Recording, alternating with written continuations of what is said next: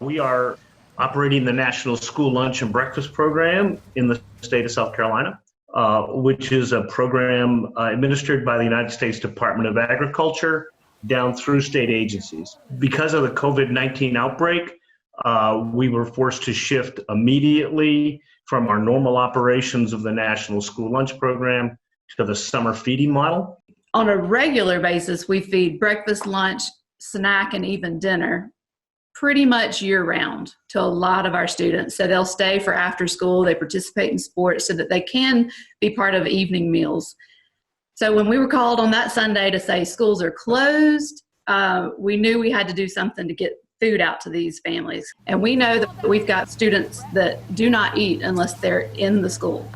During the school year, if you were to come to a school on a Monday and watch a student who may have not had anything to eat or very little to eat over the entire weekend, and to watch them get there first thing in the morning to eat breakfast, they're hungry. In most of our schools, especially our Title I schools, we provide breakfast, lunch, and supper during the school year when school's open. So imagine all of a sudden that disappears. We all know that hunger is a big deal anywhere. It doesn't matter where you are, whether it's, there might be some neighborhoods that on any given day, they might be able to afford their meals, but there's a lot of people out of work right now also and being furloughed. Some school districts are operating 5 days a week, serving breakfast and lunch. Some are operating 5 days a week, serving lunch today with breakfast for tomorrow. Some districts are sometimes working Monday and Wednesday, serving enough food to get through Friday. The models are everywhere. Districts have the ability to react to the situation the best way that they could. We knew they couldn't come in the building. We had to remodify completely what we do. So we're used to doing a hot meal served right there, and they eat in our facility.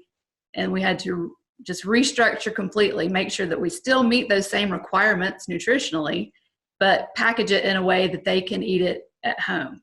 And it deployed pretty fast. And then we've got great partnerships with the school bus system, and they deployed extremely fast and helped us out so we could actually go out in the communities and reach these folks.